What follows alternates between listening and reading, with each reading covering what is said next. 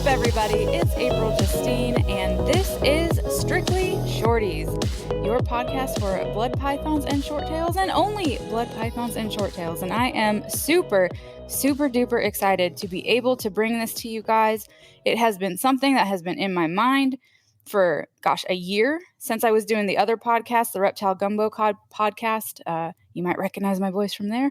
But when I was doing that, I was just like, man, I really just want to talk to these people about short tails. I don't really want to talk about everything else. I just want to talk about short tails. So here I am, and I am super excited to bring you the history of these animals, going deep into the species, going into husbandry and breeding, how to pick the reddest snake, what you're looking for, all that kind of stuff, and talking to the people that know best. So here for episode 1, we are going to be talking about the history. Oh, my cat is coming to visit. So if you guys remember from the Gumbo podcast, my cat always is here. You will hear her again. I apologize, but whatever.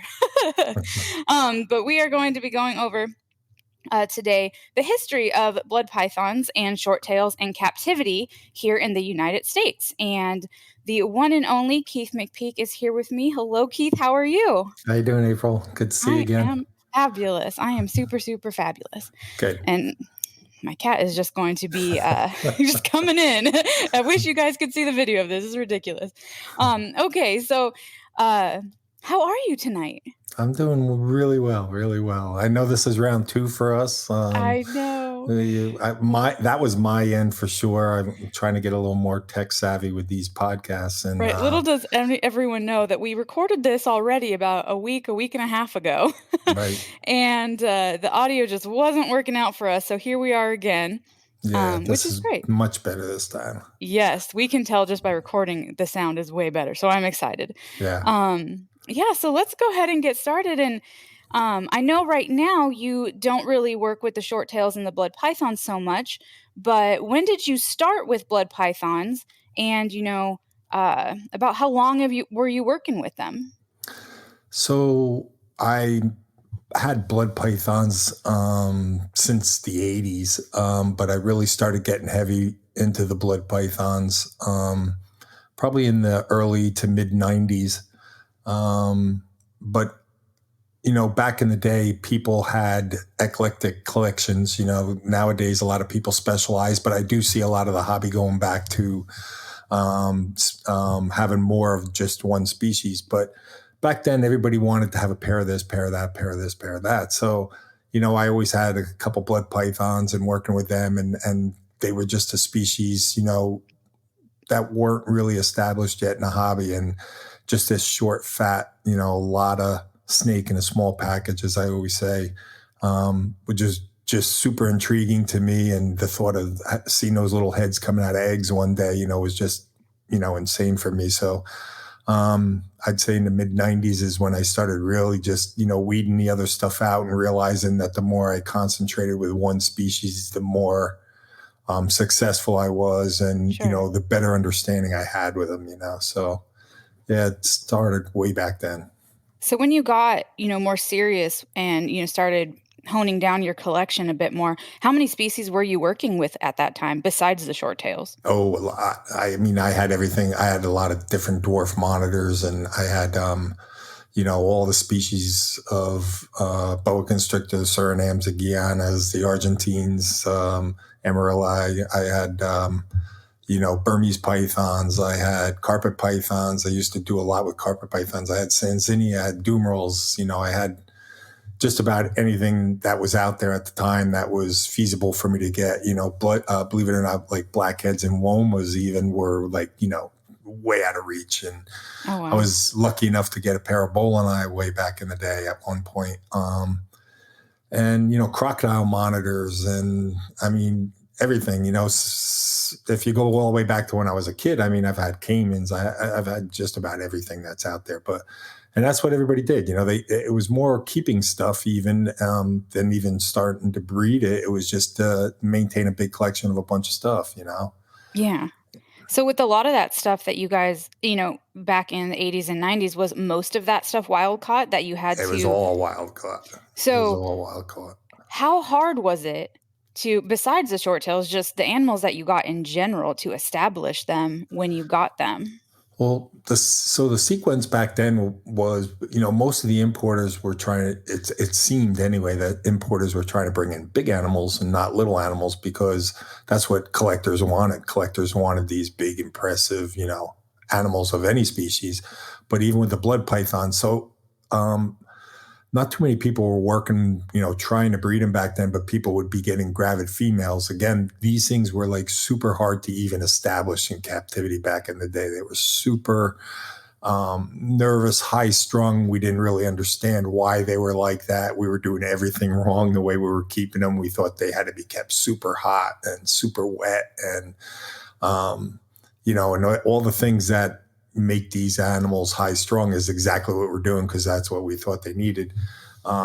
So it was really just adult blood pythons coming in. So that's all you had to work with. And they were, like I say, super high strung. I mean, 20, 25-pound animals striking at you off the floor and the whole body coming off the floor. And I Throwing actually pee got at you and everything. Yeah. And, I can remember, when you're working with the animals, you're picking them up and you're trying not to give them a target. And, I was holding the animal away from me. And this one big female, she came back on me and hit me with the top of her head right below my eye, and it felt like I got punched by Tyson, and I was like, wow, these things are just insane.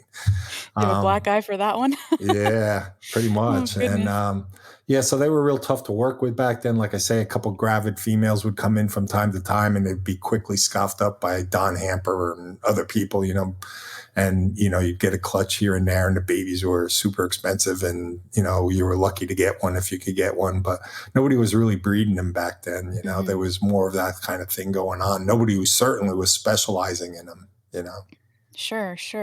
And you mentioned that, you were keeping them all the wrong way and doing the things to keep them all high strung. Where do we get that information to begin with that they were supposed to be, wet and humid and super hot? Where did that come from? That all came basically from, books. And, again, you have to go back then when information wasn't so readily available like it is today. There was no internet and all that kind of stuff. And, Mm-hmm.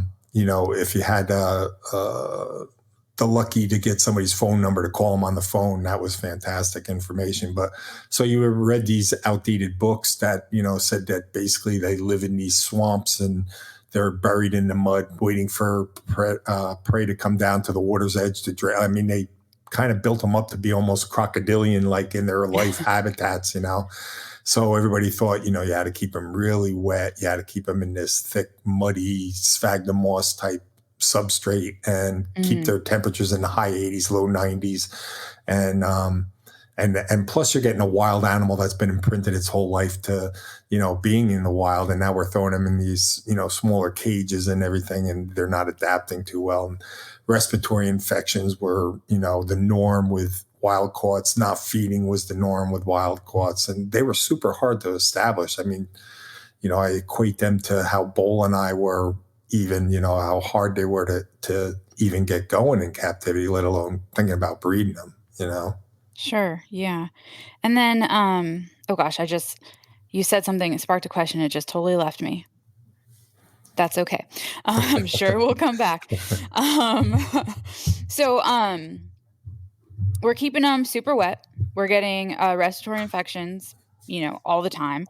At that time, were there even like people that even specialized, like vets that specialized in reptiles where they could help you? Like, what did you do when your animal got sick? Well, when we would go to, the best you could do is usually you'd find somebody that maybe dealt with birds because birds were very happening back in the 80s. There was a lot of parrots and stuff. So these guys kind of felt like, oh, well, I'm dealing with birds, so that's kind of exotic. So yeah, I'll take a look at your big snake, and you go in with a big blood python. Well, most vets right away, they would look at them one time and they'd set me up with the needles and antibiotics, and I'd be home, and I'd try to pin them down with a blanket, and my wife would be trying to give him a shot. And they're bending the needle and breaking the needle off because they're just, I didn't even realize at the time it's, you started seeing the results of it, but the stress of all of that was actually just compounding the problem, just stressing the animals out.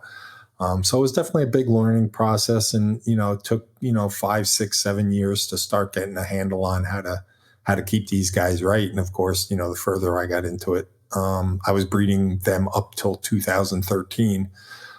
So, I had roughly 30 years, 25, 30 years experience with just working with that species.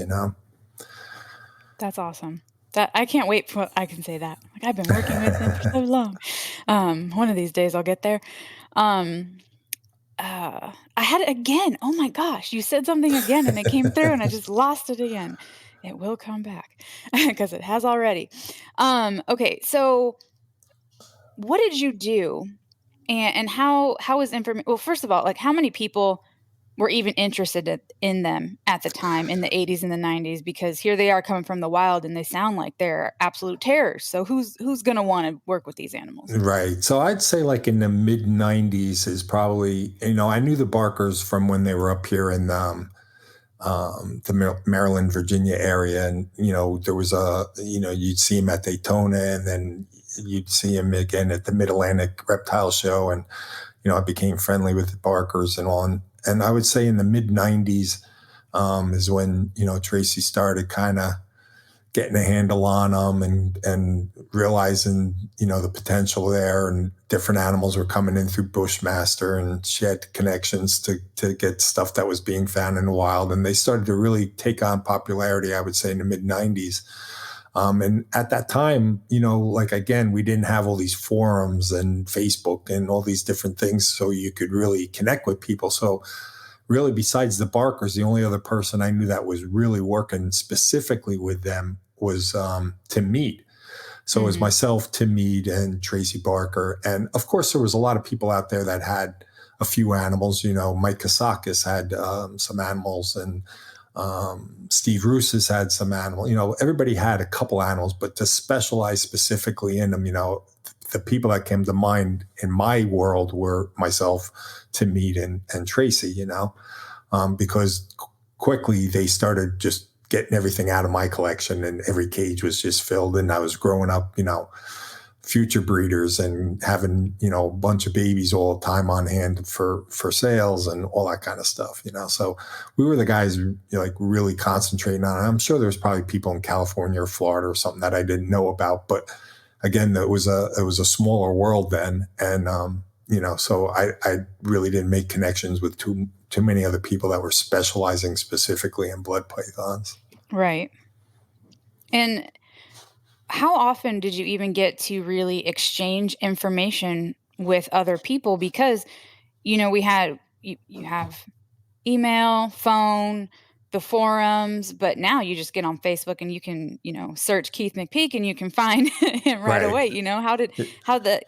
We share so much information now. Well, so how did that work for you then? Yeah. Once the shows really started taking off, once Orlando was the huge show, so once that took off, everybody from around the world literally went to that show, and that's where you made your connections and hopefully got your phone numbers, and then, started reaching out to people. But, it was the suppliers, really. It was the Tom Crutchfields and the Glades and the Bill Love and Kathy Love and Gulf Coast Reptiles and, all those different people that you kind of, went to them and tried to pick their brain as much as you could because they wanted to make the sale at the time, so you would pick their brain a little bit.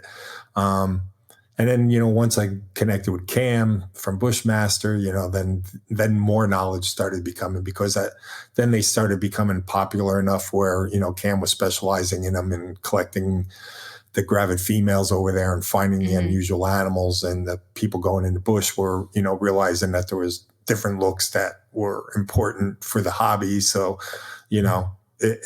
information started to flow a little bit better then, because everybody that was selling those animals now wanted to get them in your hands. So, information started to flow a little better then. So I have like no experience or education in how importing even works. So at this point, do you ask the certain people that are able to get these animals in that you're looking for a certain look? Do you ask them if you see something different, keep it for me? Like how does that work? Like how do you get all? the So different back morphs and everything coming through. so back then, it was just how much volume you bought, basically. There was the Hoodax, who I did get some really outstanding animals from them, but they didn't last very long in the industry. I think they got pushed out in Indonesia. Their place got burned down and everything else. So it was a Oh, very wow. protected thing over there. And when somebody new came into the hobby, they would try squeezing them out and keeping everything to their own over there. So Tracy obviously had the volume and connections to really be probably the first person that any new animal that came across an importer, which was basically Cam, anything that came in and to his hands, she'd probably get the first phone call before anybody else, and if she had a lot of projects that she had just gotten started, then, maybe it would filter down to me or some of the other people. Harlan Walls started getting into it, and, different people started getting into it more and more. So, basically it's the volume you buy from those people. That makes you one of the connections, and it was tiered compared to how much you would buy from them. The more you would buy, the more you would spend, the more chances you had to be the person to get on that, wait list for the cool stuff coming in. So we have now where, you have something for sale and someone who's interested will ask you for 5,000 pictures and all that kind of thing. Did you have any pictures, anything, or you just say, give me 4.4 and that's what I want? How did that work? You got a mailed price list to you. Mm-hmm. And when you saw blood pythons on it, they'd have some kind of really cool little description. Like when I got my first Borneos from Tom Crutchfield, they were the newly rediscovered blood python. Oh. So from Borneo. So, I called Tom up and, told him I wanted a pair. And I think back then it was like $1,200 for the pair. And my wife was like, you better have little diamonds on the sides of those things, because that was a lot of money back then, Right. Yeah, it still is. Yeah. And it was just priceless, and you poked and hoped, and, you get the animals. And most times, I was pretty happy because I had known most of these guys good enough from buying all the other animals I bought from. So they kind of sent me some pretty cool stuff, or really nice looking stuff. And that was all my foundation stuff, And then, Tracy really busted it open once she started getting animals, and having a relationship with her, I was able to get in on some of that stuff before anybody else. I would be one of the first people to be able to get some animals from her. So, Tracy definitely is, the one who exploded the whole blood python market, without a doubt. I'm very thankful for that lady. Yeah, without a doubt. Yeah. We would be nowhere, honestly, if, she really didn't pioneer all of that. So Yeah. very thankful to Tracy. Anyone who's listening to this who doesn't know who Tracy Barker is, learn. Yeah. She's absolutely amazing. And they have the website that has history of all these different projects that they have. There's like 3 different types of T negative, which is just crazy. She has so much going on, and there's so much that we probably don't know. The general public doesn't know that she has going on still. Yeah, so. when I visited her way back then, there was projects in there like I had no idea were even there, and you're just walking around in awe. And she's like, Right. "Yeah, I haven't had time to start doing anything with that one yet." And I'm like, "Are you kidding me? You got to start this one." And then she'd open another drawer, and you'd be like, "Oh, never mind. Yeah, you got to work with that one. No, never mind. You got to work with that one." Oh my goodness. Yeah, I'd be like a kid in a candy store like that. Oh, That'd be absolutely. amazing. Yeah, it's Absolutely definitely amazing. mind-blowing. Yeah. All right. So that's awesome information to know, because I definitely was like, how does that even work? What were even the prices of animals then? Like a normal blood python. What Normal were the blood. prices? Normal blood pythons were probably like in the $300 to $400 range, wild caughts. But when they got the gravid females, and the eggs would drop for some of these guys. I mean, babies were like $1,000 a piece then. Oh wow. When I first started with them, they were cheaper, but obviously popularity drives the price up. So there was a point when they were like, red blood python was $1,000. I mean, a nice red blood python was what you were looking for. There was no albinos, there was no T-negs, obviously, or minuses or there was no golden eye or any of that kind of stuff. Just you were looking for really nice red blood pythons with a nice dark head and maybe nice gold markings, and that's what you were breeding for. The morphs really is what busted open the market and making more and more people turn an eye to them and wanting to get involved with them without a doubt, Right, absolutely. So I remember the question that I kept forgetting over and over again when we were talking about their attitude that they had because of how we kept them and we were stressing them out so much. Do you think that is what has made the rumor that now, hear people come to me even now and say, I thought that blood pythons were really nasty and they were really terrible. Are they actually all like that? Da, da, da, da, that type of thing. Do you think that started because of when we first got them into the United States? Yeah, without a doubt. I mean, when you're getting wild caught adults of anything, they're going to be a lot more aggressive because nature has taught them to defend themselves in order to survive. And secondly, they're used to their wild ways, and the stress is going to make them, nervous, high strung, and, just trying to protect themselves, obviously. So, yeah, and they're an animal that was more capable of defending themselves than a lot of other species. I mean, after working with them, and then I started getting into Corrales, and I was getting, Hordelinus, Amazon tree boas, and holding one of them in my hand, they're making these little strikes at you. And I'm like, are you serious? That's so cute, compared to a blood python when they're on all out. But, I was really trying to preach in the early days that it's not aggressiveness, it's nervousness. Because once you understand that it's nervousness and high strung, you approach the animals in different ways. If you try taking a wild caught adult blood python back in the day and just overpowering it like you could so many other pythons by pinning its head down and forcefully, just trying to grab it and restrain it.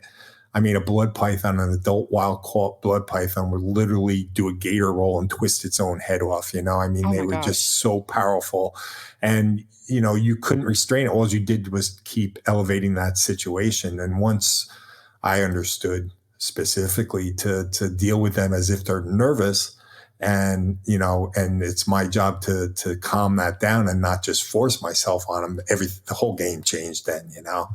So I started preaching that in the early days, that you have to understand that they're nervous. Just understand that they're nervous and deal with them as if they're nervous. And that definitely seemed to help a lot of people overcome their fear of them, understanding that. And once you overcome your fear of them, then they overcome their fear of you. So, yeah, that was a huge thing. Once you get to understand that animal can interact with it, they're no longer that big mean snake that everybody was so scared of all the time, Yeah, and that message is still, from then when it started to now, that still is absolutely 100% true. Right. So, and I found too, even when I'm giving like injections to some animals that have an RI or something like that, if I pin their head down or hold them too much, like I don't even hold their head. I just grab their body and give the injection, and that's the best. If you pin their head, hold their head, or even their body, they're so strong. They can just buck you right off. Oh, yeah. Without a So, doubt. yeah, and I've had that happen before, and I've learned just, don't put too much pressure on them, because if you hold them down, that's when they get really, really not too excited about your presence anymore. Yeah, a bath towel, a beach towel is even better. If you can get a towel over them and just kind of, it kind of calms them in a way, and just expose a part of the body that you need to work on or whatever. If you're taking off a piece of shed skin and you have a really high strung animal that's not used to you're dealing with them, that's always the way I would approach them, with a big beach towel. And thankfully, though, those days were short-lived for me, and I got to understand them better, and it was a lot easier with just hands-on stuff. But if you do need to really work with something and it's really high-strung, a beach towel is the best way to go. Yeah, yeah. Let's get into more of how you overcome the issues at first, with all the RIs that you saw, and how they were kept, and what you did to overcome all these issues. Well, so, juvenile animals were keeping them in Tupperwares and, side ventilation and all. And I can remember having a good friend at the time, John Wilborg, who had a big collection of snakes. Also, me and him kind of worked together on a lot of projects. He had come over to the house and, I was going to show him some of the blood pythons that I had gotten in and stuff. And I can remember opening up one bin and you got this odor. And right away, John's like, that's like a bacterial odor. And he goes, when you got them, so closed like that, we started talking and we're like, yeah, you're keeping them so closed up like this. It's just promoting that bacterial growth. And here we are thinking, we're keeping this high humidity that they need and everything else. And just, that one conversation with John saying that smells like bacteria, that was it. Then it changed the whole game for me. I just started adding ventilation holes on the sides of those things and trying to keep blood pythons, as you know, will take a lot of humidity and a lot of wetness on their skin and not develop the problems that a lot of species will. They seem very resilient to wet conditions compared to a lot of pythons. Mm-hmm. So that makes us think that we were doing the right thing by keeping them really wet. But the ventilation, once I started just putting that ventilation in there and then drying them out and testing it and seeing, hey, the RIs actually went away. And, just experimenting with just one simple little comment that a friend of mine made. And there it was, there was the big key to the whole thing that really started unlocking a lot of things for me. And with more ventilation, it also allowed a lot of the heat that I was trying to keep on them at the time escape. Once I started adding fans into the room, that was drawing, the air inside of the container out through the holes and everything. And conditions with the animals all started to improve then. And the animals started to improve. Everything started getting better and better. So you just keep building on those, milestones of things that turn out, better for you that way for sure. Yeah, absolutely. I found that ventilation is probably if I'm going to give any advice to anyone, it is ventilation for these animals. You need to have, like you said, the holes on the side, and I don't put them high on my enclosures. I put them down lower. So that way there's some cross breeze or I don't know what it's called, but so you get that ventilation and, they pee a lot and that's smelly pee. So you need to clean that up and get that aired out. Yeah, I'm actually writing a book right now, and blood pythons taught me so much about ventilation. In the ventilation chapter, I talk about, keeping some holes low, close to the ground, but obviously not so low that if you spill a water dish, you want to kind of balance that out, and then some high ventilation holes because you want that natural convection of air being drawn in the bottom, expelling from the top, or vice versa, depending if you're heating or cooling.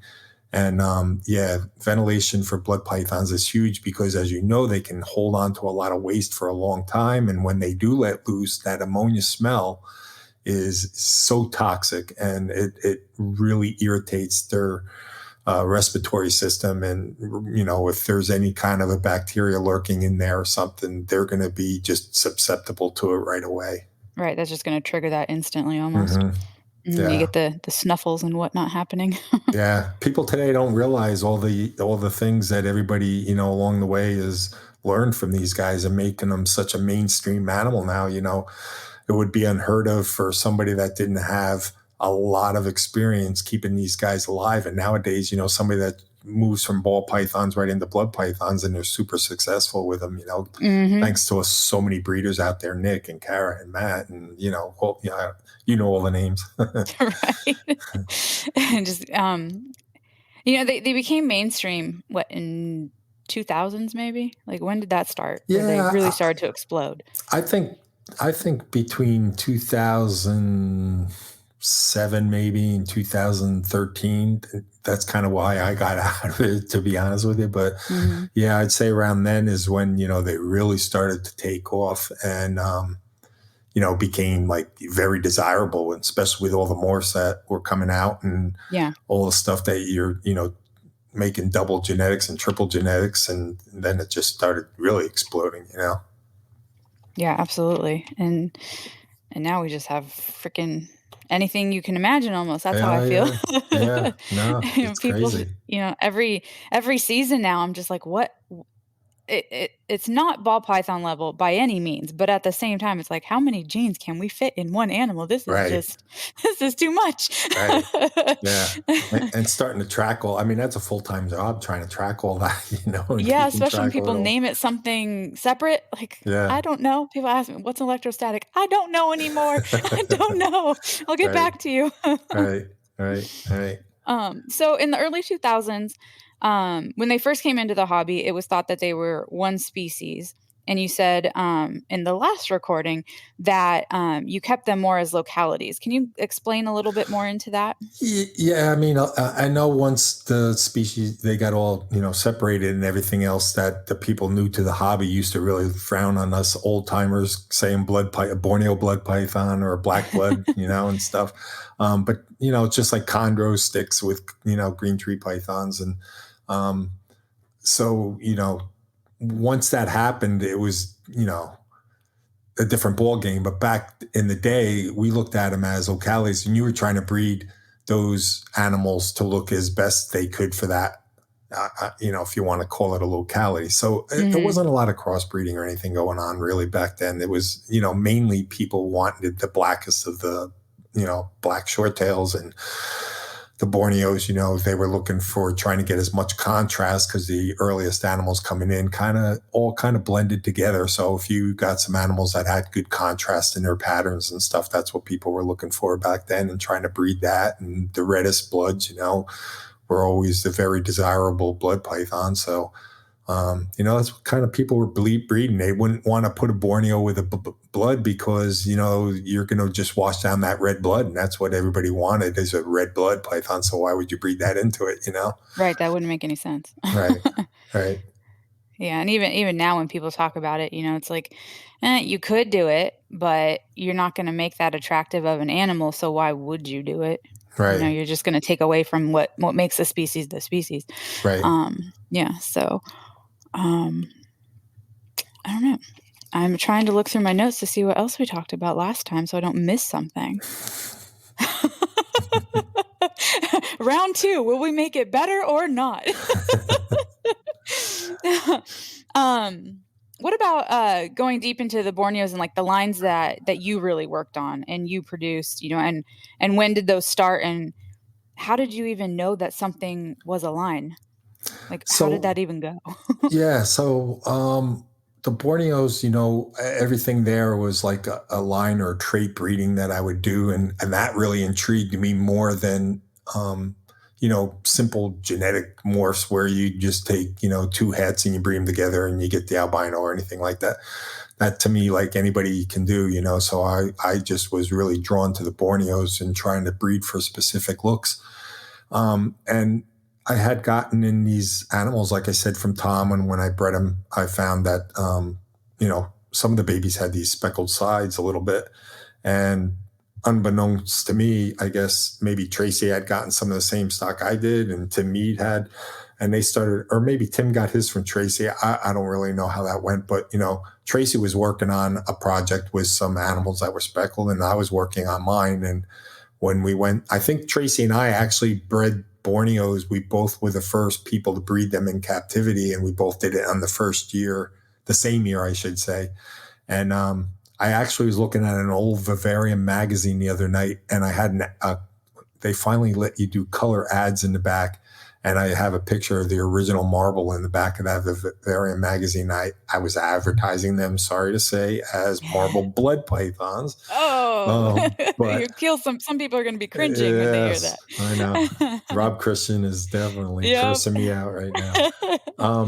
But so, it was 1999 when I was just starting to have enough animals that I was going to let out to the public, So I had been working with them, I'm going to say, from like probably 93, 94. And then by 99, I was producing animals that, I was going to let go. So, I just tried to breed for intensity then. And then I had wound up picking up with Kevin from Nerd had at a reptile show. He was at this little tiny reptile show, and he was had some cool stuff on his table, but he had this one little Borneo that he was labeled as a hypo. And I was looking at that thing all day, you know, as I was there, because I was really into bloods, you know, getting really into them then at the time. But I still had some carpet pythons and all. I had this whole clutch of jungle carpets. And I said, what the heck? Kevin wanted, like, I forget what he wanted for it, maybe $500 or $600 or something. So I had like 10 baby jungle carpets. And I went up to him. I said, Kev, would you want to make a trade? You know, do you have a, you know, marker for these things? And I'd love to work with that animal. He's like, yeah, sure. That sounds like a good deal. So I took it, and that was the ghost line that I had started. It was a wild caught little baby that came in, and Kevin, I guess, had been going through some of the Borneos that were coming through, and this one looked unusual, so he plucked it out, you know, for market. Yeah. And so that's how I wound up getting that animal and started the ghost line. And then I was breeding the ghost into the Borneo, and that took that project in a whole different direction, which I always congratulate Matt Minatola, because he took the marbles. Nowadays, he's got them where I had envisioned them going, you know, and I'm so proud of him. He had gotten some animals from me and Mike Kasakis and some other people, and he started really concentrating on breeding those to where I wanted to take him, you know. So like looking at that, I'm like, you know, so proud of him that he had brought him to that level, because that's what I was looking to do. But the ghost gene was just so cool and producing such cool things. I was like, wow, I got to get this into the marbles. And really, I kind of bred what Matt took him to out of the line that I had here in my collection, because I had bred so much ghost stuff into it, you know. Sure. And that seemed to unlock a lot of different looks, the ghost gene with the marble gene. And once I started putting stripe stuff into that too, that started unlocking even more things. So I was chasing a lot of different paths of different looks of the different things. And being that it's not really genetic and it's a line thing, I was just throwing names on them, you know, which drove a lot of people crazy. But I didn't know how else do you describe a certain look of an animal that you're breeding for a trait, you know, other than putting a label on it, you know. But people, you know, lost their minds because you're putting a label on something that's not really genetic. It's a look, you know. So, yeah, I was working with all that all the way out, like I say, up until 2013, when I decided to kind of pull the plug on the whole project, and I was going to just take a step back from the hobby for a little bit, because it just started getting so crazy. But, you know, my real passion is the animals themselves and not the morph. And I always say, you know, see the species through the morph. And I had to remind myself of that. And I just wanted to stop chasing the morphs and all that kind of stuff. So I was like, you know what, I'm just going to get some Boland's pythons. I'm going to try to unlock that code. And next thing I know, I have like, I don't know how many species I have right now, but, you know, I went back to my roots of having a lot of different animals, you know, after that. But the bloods and short tails were definitely, you know, I spent, like I say, 25, 30 years just working with those animals, and really, you know, took it as far as I think I could take it, you know, personally. Absolutely. Absolutely. That's so exciting. I love talking this stuff because I obviously wasn't there, and I am one of those people where I don't know names of other people's besides who is in my small circle. So getting to learn this stuff is just really great. So thank you for sharing this Yeah, information. no problem. I love I really sharing. appreciate it. I really, really appreciate it. Oh, Oh, there's a cat. yep, there's my cat again. Here she is. All right. If you could give advice to someone who was new in the hobby and with bloods and short tails, what would you say to them? Well, it seems like I mean, I follow the king snake and the morph market and all that kind of stuff. There was a time when Robin and Chad from Pro Exotics and some other people were getting a lot of imported baby bloods in. And Chad and Robin did a great job on really establishing their little babies before they sold them to market, you know. But now it seems like, you know, there's a good amount of breeders breeding them, and they don't, you know. So like my best advice would be to really search out a really good breeder and talk to them. Don't waste their time. Make sure you're going to want to purchase something before you do reach out to them. But the best advice I could give them is definitely reach out to a really good breeder, get the animal. It's going to be with you for a long time. Don't try rushing the taming and the handling and all of that with a blood python like you could get away with some of the other species of animals that you may have worked with in the past. Give them their time to settle into your collection, and really you get to know the animal before you start the interaction. They're going to be with you 15, 20, 25 years. So you got plenty of time. You don't need within the first few weeks of having that animal just to be all over it, stressing it out. And you're going to have a much better relationship with a blood python for sure if you take things a lot slower than you can with some other animals. So I would say take it slow is probably the best advice, and getting it from a very good breeder. So he will give you the information of how he's keeping it, what he's feeding it, how he's feeding it. All those things really matter. And the better breeders will take the time to tell you all of those items, and then take it slow with that animal. That's the best advice I could give you. Right. And if you have issues too, the breeder is over the importer, so to speak. They can troubleshoot with you. I had that where, Absolutely. I spent a good amount of money on an animal from Matt Turner, and then it would just stopped eating. And I couldn't get to eat. I couldn't get to eat. I couldn't get to eat. And we went through all the different things, and then Kara's really good about that too. Like, okay, what are you doing now? And how can we fix it? And even in, honestly, even in the Facebook forum too, people ask, and first thing, the other April that's why I call her the other April. She'll come in, what are your temps? What is this? What is this? And we try to troubleshoot. So, well, yeah, the good advice from a breeder though is these animals definitely get imprinted, and your line of animals are definitely used to the way you do things, yes, and absolutely. and somebody else can get it and they think they're doing the same thing, but if you talk back and forth, you'll figure out that you're doing something just a little bit different than the breeder was doing. And if he had that animal, he could have been raising it up. It was a whole back. He may have had it for a year before he sold it.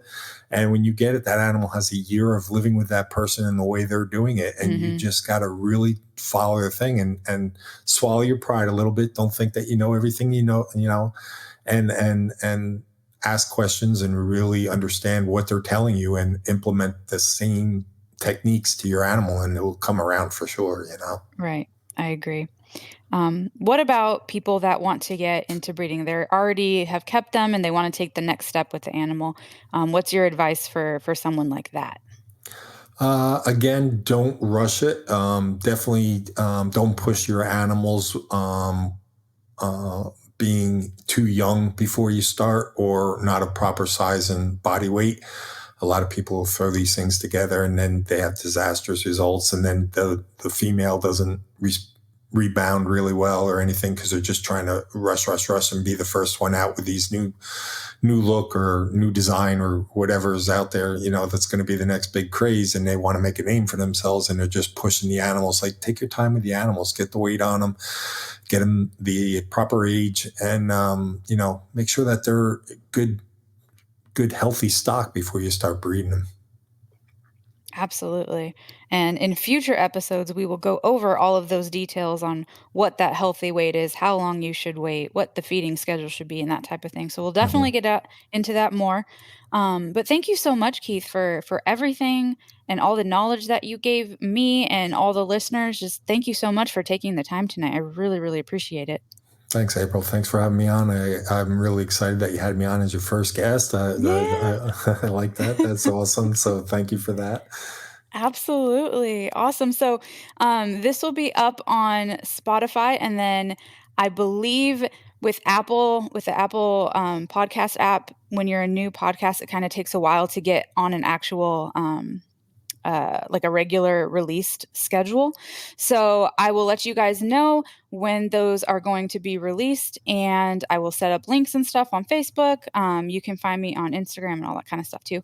But yeah, thank you so much for everything. And that's, second round of episode 1 now is in the books. So thank you so much. Yeah, no problem. And April, I just want to put out there that any of your listeners want to reach out to me, they can on Facebook. Just send me a friend request on Facebook, Keith McPeek, and be happy to talk snakes with anybody at any time. Absolutely. And we'll put all your information in the show notes too, so that way they can just click the link and get to you right there. Fantastic. Awesome. Thanks so much.